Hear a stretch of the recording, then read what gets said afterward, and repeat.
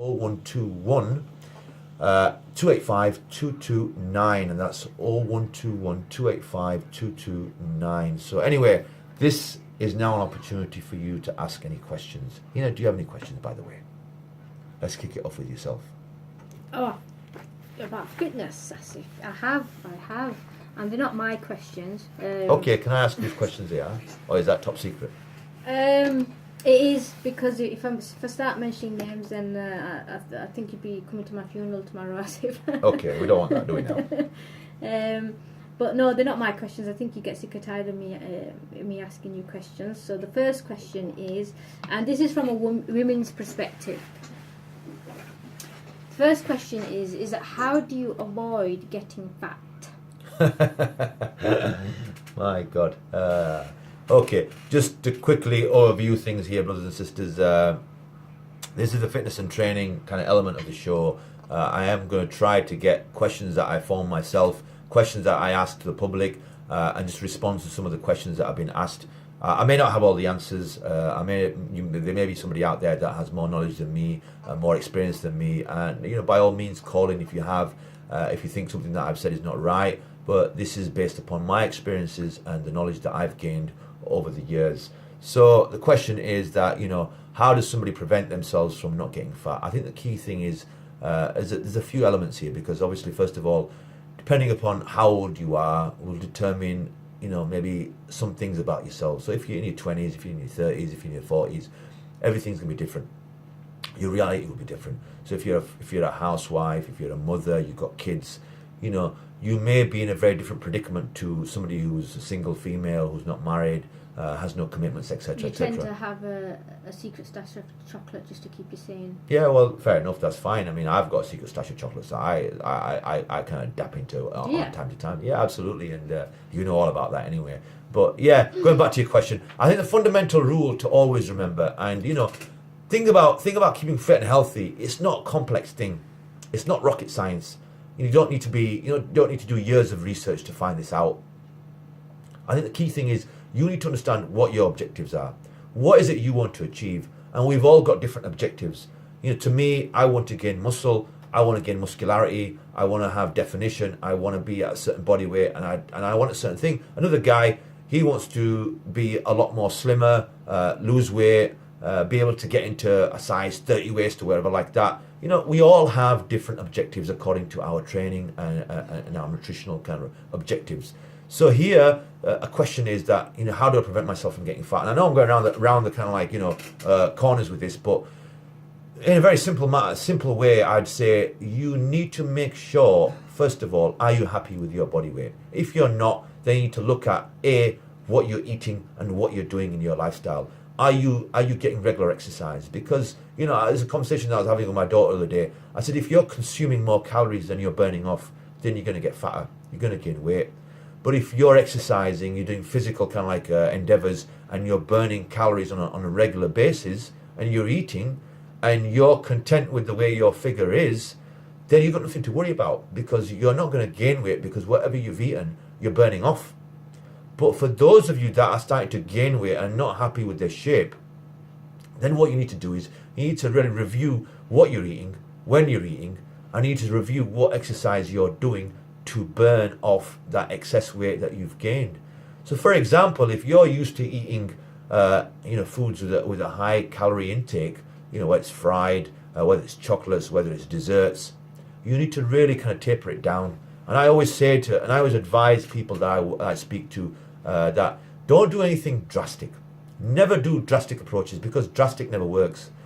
Like the Atkins diet. Yeah, these things, they're very short-term goals. And to me, having a healthy lifestyle is a lifetime commitment. It requires a lifetime approach. If you want to get older and be healthy and well, then you need to look after yourself from day one. And some people haven't done that. So you're maybe in your 30s and you've suddenly decided that, I'm not happy with my health, I'm not happy with my body weight, I'm not happy with my body shape, I want to change it, I want to get into that size. What's a good dress size that women want to get into, Hina? Size 8? Size 9? Yeah, well, size 8 used to be the norm, but well, now... okay, so you're trying to get into that ideal dress size, so that's your goal. So then you have to start looking at what kind of exercises you can do. And not for everyone, the gym is the kind of ideal, pursuit to improve their fitness and health. You might want to engage in some sports. You may want to go bike riding. You may want to get out in the great outdoors and go for long walks. That's fine. Whatever you decide to do as an exercise regime, that is your personal choice. I have come from a background of where I've worked in gyms. I've trained in gyms for all my life. That has been my kind of passion. So that's my kind of outlet that I would use. But for somebody else, it may not be the case. Okay, it may be a case that you take up some sport and you do that on a regular basis. That's fine, as long as you're exerting yourself and you're burning calories and you're putting your heart rate at a maximum rate of output according to your age. So in basic layman's terms, reduce the amount of calories that you're eating and burn those calories off. So basically what you're saying is that you need to start embedding physical activity, exercise, whatever form it may be, into your lives. Absolutely. On a permanent basis. Yeah, absolutely. And the ironic thing is everybody wants a quick fix. Everybody wants to take some kind of pill that's going to transform their bodies into this supermodel kind of like, body weight. It's not the reality. These things take time. These things need to be, as Hina mentioned, embedded in your lifestyles. And I think that's a key word to take away today. So for listeners, embedded. Embedded is a key word. Whatever you decide to do, embed it in your lives. Embed it in your children if you're a parent. And if you're not, if you're single, embed that change that's going to be forever, not a temporary thing. You're not doing it because, maybe you are doing it because you want to get into the outfit for someone's wedding come summertime. That might be your goal, that's fine, but what happens afterwards? Do you sort of like abandon that way? Make a change. It starts with the very thought in your head, how you view things. And I always say this, that how I look at food is very different to how other people look at food. Other people look at food and think, yeah, I want to eat that because it tastes great, and I want to have that chocolate because I look at the functionality of food. And I know it sounds really boring, right? But we all like to have a cheat meal here and there, which is fine. Enjoy yourself from time to time. Have a chocolate, have a dessert. But don't make it habitual. Don't make it a habit. Embed it in your routine that you give yourself a treat once a week. There's nothing wrong with that. But if you're treating yourself every day and you're not burning those calories off, then those calories are going to sit around your waistline, around your hips, around your legs, around your, gluteus maximus, whatever you want to call it. It's going to sit on your body. You're then going to become a pear shape or an apple shape. Well, yeah, if it's a woman, yeah, that's going to happen to you. If it's a guy, you're going to gain weight around your stomach. You're going to get a big waistline. You're just going to look down and you can't see your feet anymore, because you can see an oversized stomach. So again, anyway, going back to my point, that if you're a woman and you want to lose weight, remember to embed. Remember to change your lifestyle. And if you change it, what you will see over a course of time is a change in your physical appearance, a change in your well-being, a change in your psychological state. Because when you're healthy and your body is healthy, psychologically you feel stronger, and it just changes your whole perspective to things. I know it sounds kind of corny, because it releases the happy hormones. Well, whatever it does release in your body, but I know that when I'm eating well and I'm training well, that holistically I feel great. And they say you are what you eat. And when I'm eating junk food and I'm consuming very heavy calories and a lot of fat, I feel awful. I feel lethargic. I feel slow, and it affects my psychological state. And I start to get depressed and down. So again, I'm not saying that training and diet is a key to solving all your problems, but you know what? It's an element of your life that needs to be really kind of like looked into. They do say that exercise is good to help combat depression. There you go then. I'm not saying it's a cure of it, but it's something that you need to embed in your lives. And again, if you're a human being and you're not exercising your God-given kind of like body parts, then what are they good for? I always say to my grandma, she's always complaining about her knees and her joints. I said, God gave you legs to use them.